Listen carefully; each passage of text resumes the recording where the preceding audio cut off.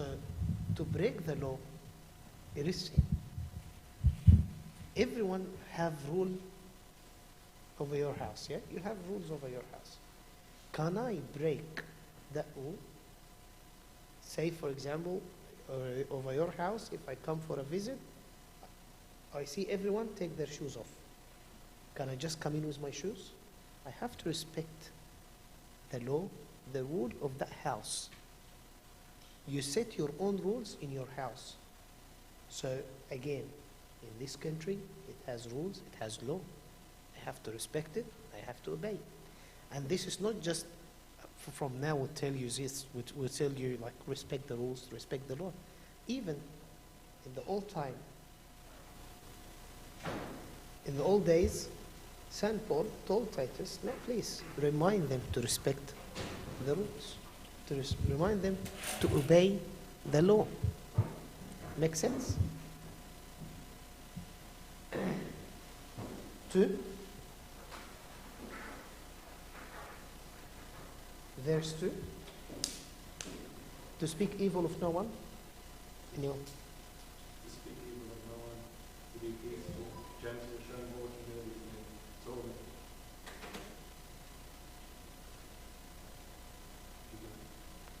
To speak evil of no one, to be peaceful, gentle, showing all humility to all men. In the old days as well, they used to have this issue, and I think till now. If I have a problem, I'll take you straight to the court. And peaceable, sometimes, deep inside me, I cannot forgive people. It's hard for me to forgive others.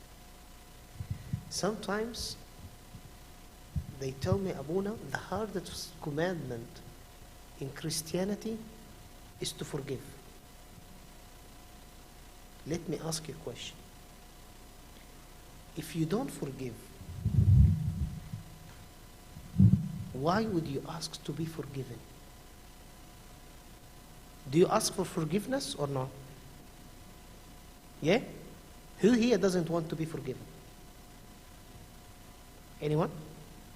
We all want forgiveness. If you ask for forgiveness, then you forgive. If you ask for forgiveness, then you let go. You don't have to hold anger and to hold hate against someone, and this hate stays inside you. Forgive and let go. In our Father who art in heaven, forgive us our trespasses as we forgive those who trespass against us. Do you forgive those who trespass against you? Or is it just a prayer and you're just saying it as a blessing and that's it? So you can tick off the list and say, yes, I've prayed. No. If you cannot forgive, then don't ask for forgiveness. If you don't have peace inside you, you won't feel comfortable. You won't be happy. Because you can't reconcile with yourself. Because even with yourself, you can't get along. Because you're full of hate, full of anger inside you. And you just don't want to forgive your brother or your sister. And as a result, as the consequences of this, you cannot even reconcile with yourself. Because you're so upset with yourself that you cannot forgive. Make sense? 3. For we ourselves, go on, Morgan. For we ourselves are also once foolish, disobedient, deceived, serving various lusts and pleasures, living in malice and envy, hateful and hating one another. Wow. This is what I like about St. Paul. He's never ashamed of his past. He said, for we ourselves were also once foolish. St. Paul used to persecute Christians. He used to give Christian hard time. He's the first one to watch St. Stephen getting stoned, and he's just watching when he was Saul. Yeah? So even St. Paul, his past wasn't the best. But he wasn't ashamed of his past. He's telling us, be peaceful, reconcile with people, because we were before like this. It's good that you don't forget who you were before and who are you now. So you don't make fun of someone. It's good to remind yourself all the time that I'm a sinner. And God's mercy, He covered up for me. So I should cover up for my friends as well. It's good to think as well not to judge others with thoughts or with your eyes or with by talking about them, not to judge others. I'm sorry, mind your own business. You're not responsible for people's souls. You're responsible for your own soul. You're responsible for your own salvation. Look after your own salvation. Don't worry about those who comes to church and they're not worthy of Holy Communion. I'm sorry. Who's worthy to have Holy Communion? No. Don't worry about those who comes to church and the night before they were somewhere else where they shouldn't be at church. It's none of my business. Let them come to church. Is the church a house of righteous people or for the sinners? What's the church for? For the sinners. And I'm sorry, if you think you're righteous, you shouldn't be here. If you think you're perfect, I'm sorry, with all my respect to you, if you think you're perfect, we don't need you here. If you go to hospital, would you see someone that's well, not sick? If he's well, what would you tell him? You shouldn't be here. Get out of here. Yeah? See you later.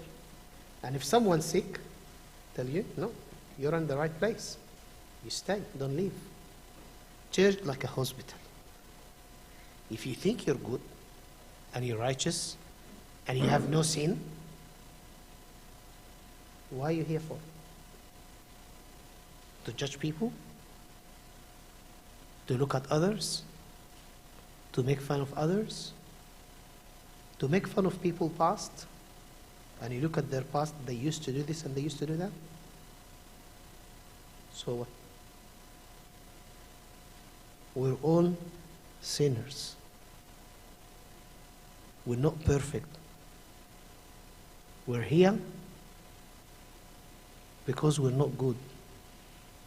We're not perfect. We're here because we need His love. We need His mercy. We're here because we ask for forgiveness.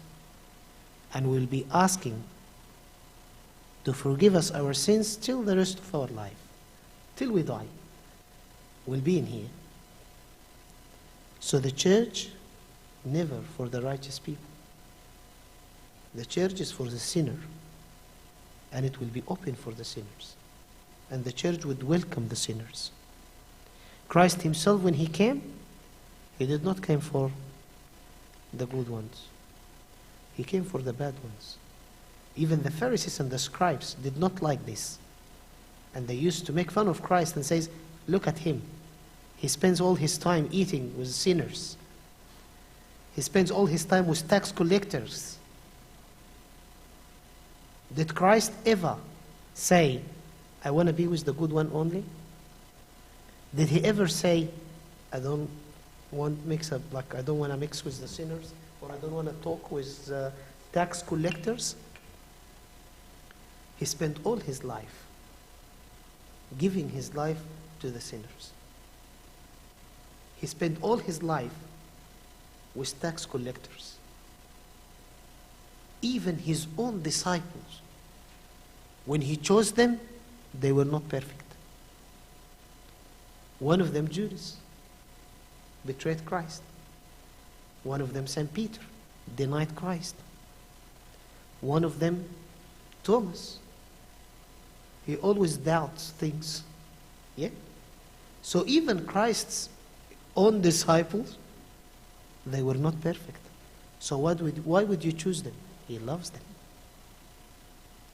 God does not look for people who are perfect.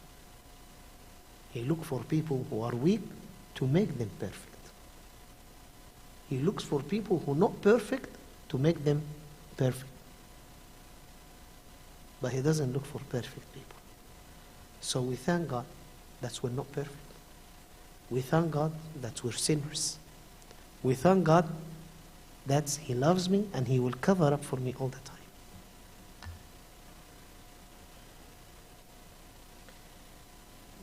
But when the kindness and the love of God, someone else, anyone, Father. But when the kindness and the love of God are saviours for what they have given, not by works of righteousness which we have done, but according to His mercy He saved us, through the washing of regeneration and renewing of the Holy Spirit. Look, something nice here about St. Paul. God's kindness. God's kindness always cover up for you. We're not good. We're not worthy. We don't deserve to be here. Yes, agree.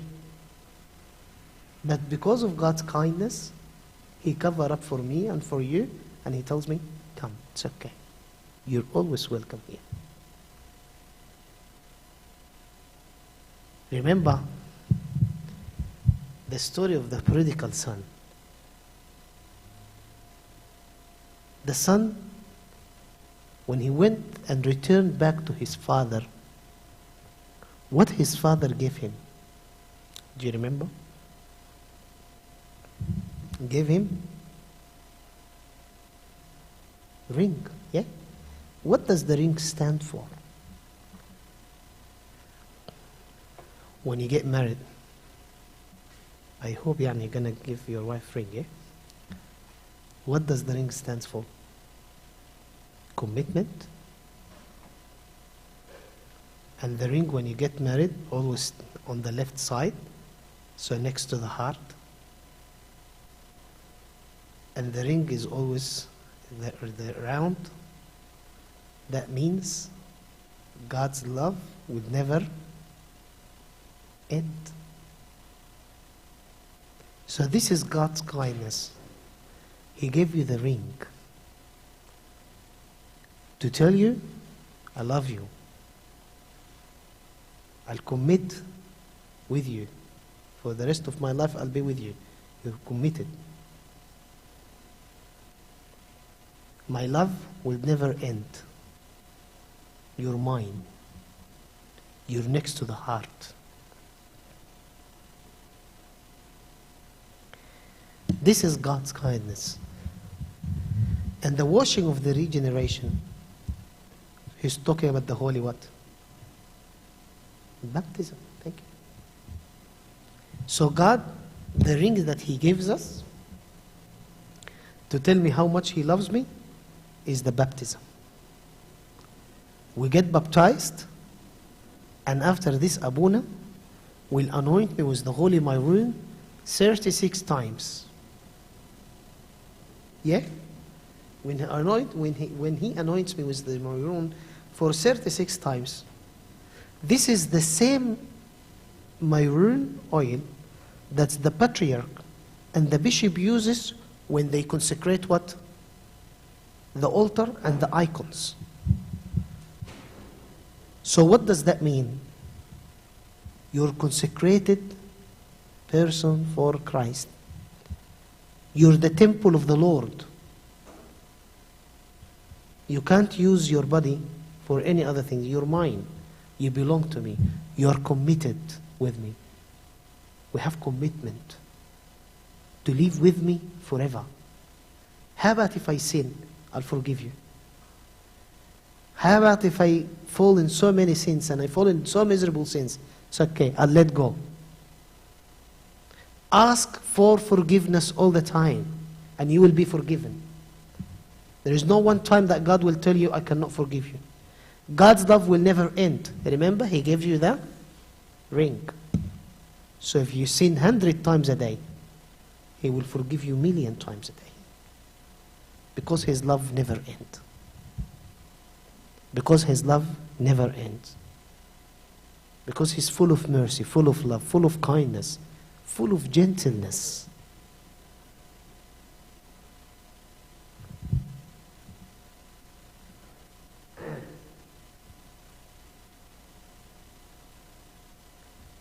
Six and seven, I think I've explained it already, but you can read it. If you don't understand it, I'm happy to explain it again.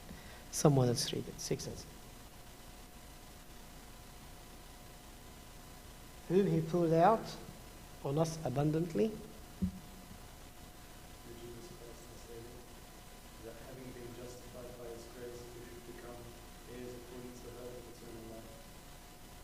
Think of eternal life all the time. What did we inherit from Christ? What did He give us? His kingdom. Yeah? We have hope to live with Him eternally. Can I ask you a question, but be very frank and be honest with yourself? Yeah? And please don't hate me. Yeah? Don't hate me after this question. If you die today, where would you go? Heaven or hell? Hands up if heaven and hands up if you hell.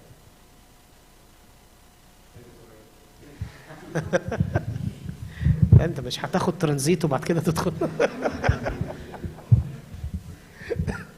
If you die today, where would you go? Do you have hope that you will go to heaven? اسم الصليب عليكم. مفيش خالص. Do you have hope that you will make it to heaven? Marina. Thank you.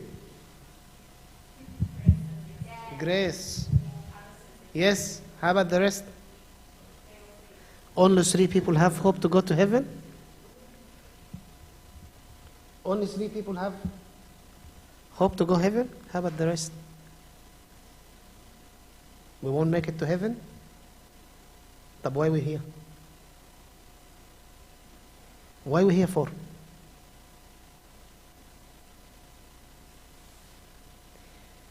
Let me tell you something.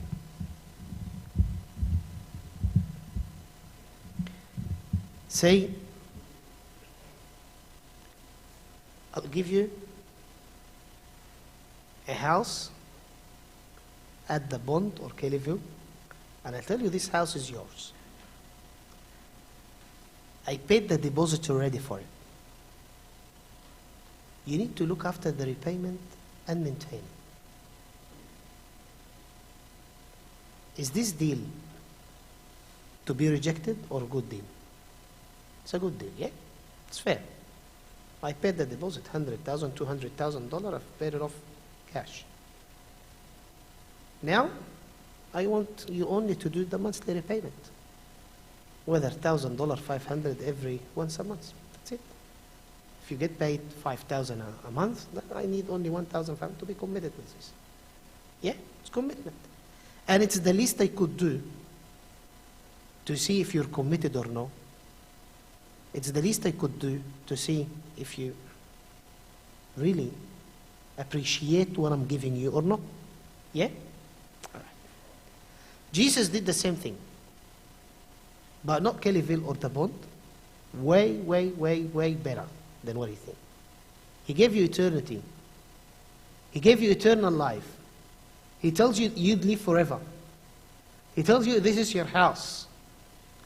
But with my blood, I've paid the deposit.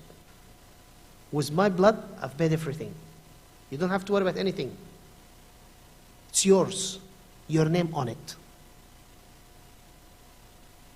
Good deal, yeah? In return, love me. that it? That's it. Love me. If you love me and follow my rule and follow my commandments, you would see that it's not a burden. I'm not giving you something that hard for you to do. My commandments never hard. Well, I'm asking you for what? Love your enemy, come and pray, obey your dad and mom, do not commit adultery, do not steal, do not kill. Yeah? It's all common sense, yeah? Nothing is hard. What's the hardest commandment? Nothing, yeah? Do this. Show me your love. Show me how much you love me. How about the house? How about eternity? I already told you, it's yours. Your name on it. Remember when he said once, do not fear little flocks, because it's my Father's what? It's my Father's good pleasure to give you the kingdom. Wow. Every time I read this verse, I feel so special. Jesus Christ himself telling me this. It's my Father's good pleasure to give you the kingdom. So I'm not giving you the kingdom and I'm forced. I'm not giving you the kingdom and I just have to. I have no option. You're my son and I can't do much. No. I'm giving you the house with pleasure. I've given you the house and I'm rejoicing and I'm happy to give it to you. This is what Jesus said. It's my Father's good pleasure to give you the kingdom. So after this, when I ask you, would you make it to heaven or not? You can't say no. That means you doubt God's love. Yes, I will make it to heaven. We're all going to make it to heaven. But show love. Show how much you love him. Show how much you can give up on desires in this world. Show how much you love him to the extent to say no to the sin.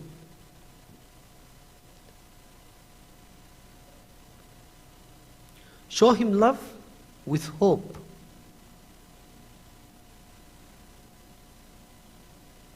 And that's your repayment. This is exactly like the house I gave you for free, and I just want you to maintain the house by paying the repayments, the $1,000 a month. What's that compared to 300,000 deposit? I've paid it already off for you. This is exactly what Christ did with every one of us. He paid you everything. Everything's being paid off. You don't have to work hard to get anything in heaven. Everything is yours. But the monthly repayment, your daily repayment, prayer, reading your Bible, attending liturgies, having Holy Communion, serving, preaching, that's the repayments that he asked for. Doesn't need any physical work, you know what I mean? That's normal repayments, just to show him how much you love him. He's not asking for much. He's not asking you for much.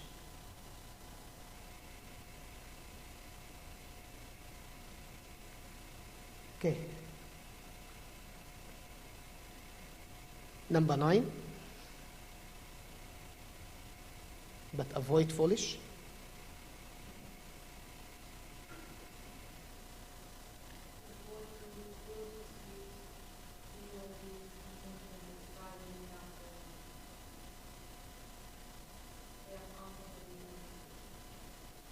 Thank you. In another way, in a nice way, like stop conversations would not build you up. Any conversations that will not build me up spiritually, we don't need to. It's a waste of time. Sometimes we talk about so many things for hours. For hours. We'll talk about lots of useless things for so many hours. After this, let's talk about God. Open up the Bible. I want to go sleep. I'm tired. But we could talk about other people for so many hours.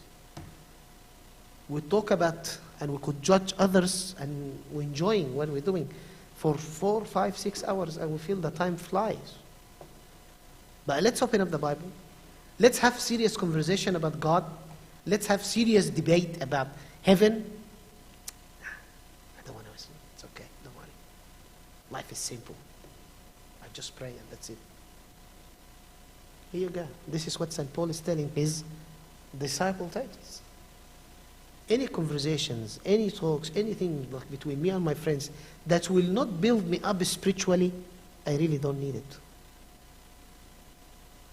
I had this before it happened right in front of me.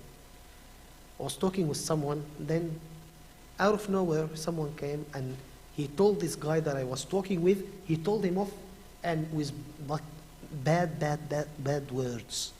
Started swearing at him. You're كده وكده وكده واسم الصليب يعني كل he listened, you can listen. I was astonished. I looked, what's this? Seriously, I've looked at this guy that I was talking with, I thought خلاص that's it, بالبوكس في مناخيره على طول. انتهى منه. He looked at him. Honest speaking, he said, thank you. Wow, is that it? He said, thank you. Why? He told me, Abuna, I don't want to waste my time on explaining myself. I've explained myself so many times. I don't need to. It's useless conversations. I think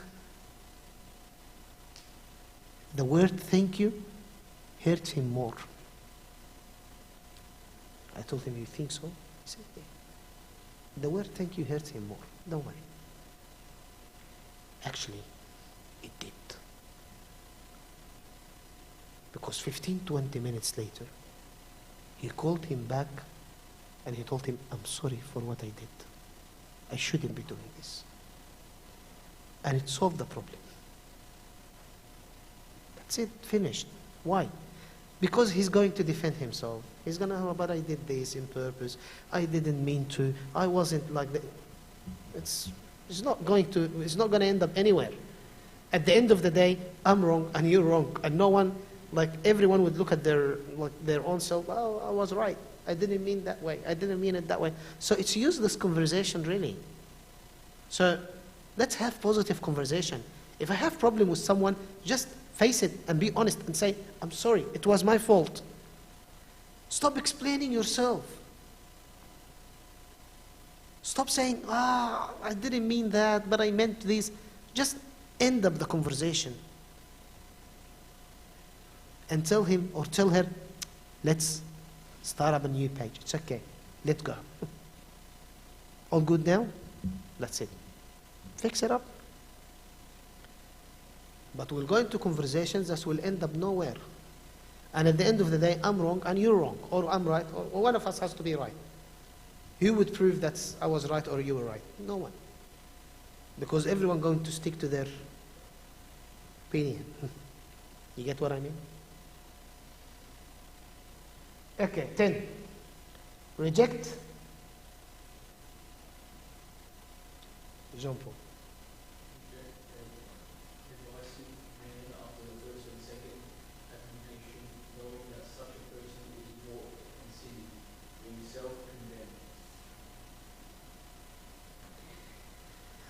Anyone that does wrong teachings, reject them. People comes with wrong teachings and try to deceive you. Just reject them. I think you would know them straight away. If someone tells you the Father and the Son, they're not equal, what would you tell him? Right or wrong? Wrong or right?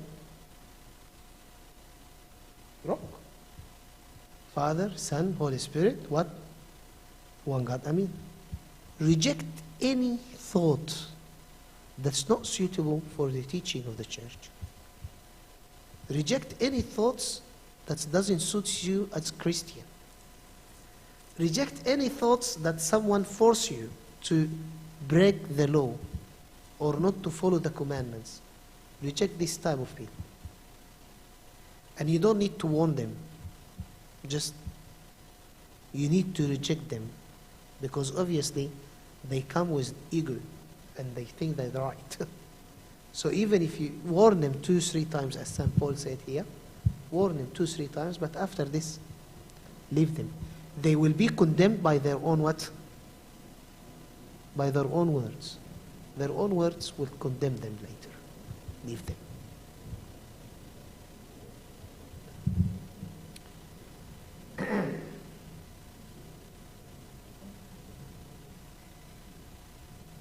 That's all.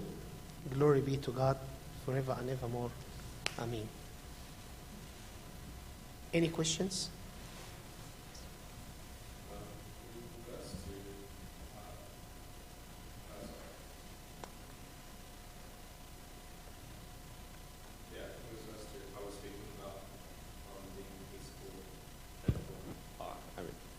Yeah. And showing humility to all men. And we spoke about how we should be forgiving, and we spoke about forgiveness a lot. Where do we draw the line when we are forgiving someone that has done wrong to us that won't change? For example, they have these, go back to verse 12, what we're just talking about. But then show them that we have forgiven them, but we don't want to be, how do you say it, associate with them. Does that make sense? Yeah. So where's that line, Like it's quite tricky, right? I know. I think, Habibi, that's fair enough. I will not force you to socialize with this person again. Obviously, if he did something that's really harmed you, I'm not going to force you to socialize with him as before. But I will the least I could ask you for to forgive him, but tell him from now on, please, sir, have your own life and I'll live my own life. But I have nothing against you, really. And it's not even in my intention to hurt you or to harm you or even to talk about you. We live in peace, and please, but from now on, you have your own life. Obviously, we can't get along with everyone. And you're not forced to get along with everyone. And sometimes people will do something or would hurt us and they will leave scars in us. So it's hard for me to have got cut already from this person. So it's hard for me to repair that relationship or try to force myself and go back to this guy or to this girl and to be friends like before. That's fine. But the least you could do, pray for them. The least you could do when you see them, hi, bye, and put boundaries. You have to have boundaries as well. Some people that I cannot get along with, I'll put boundaries for them. That doesn't mean I hate. No, I don't hate you. I actually put the boundaries because I love you. I put boundaries because I don't want to have any more conflict with you. That's why I've put boundaries. People translate this in their own language, in their own way. He doesn't love me anymore. No. I've put boundaries. What you've done to me, it's fine. I forgive you. What you've done to me, I let go. I'm not upset. But no more damage. Come on, that's it. Enough damage. No more. So I'll put boundaries, and from now on, you live your life, I'll live my life. I'm not going to harm you by any means. I'll be praying for you. If you get sick, I'll visit you. If you go through hardship, I'll look after you. No problem. But to socialize again and be friends, no. This is because I love you. I don't want to get harmed again, and I don't want to harm you again. So put boundaries. And we advise this actually with relationships, with couples, with brothers and sisters, with with anyone who advise them with this. If they get hurt, okay, just put boundaries and that's it. But no hate. No hate. Nothing. Forgive them completely. And let go. That's it. But it's fair enough not to have more damage. So I have to be fair as well. Any other questions? Nothing?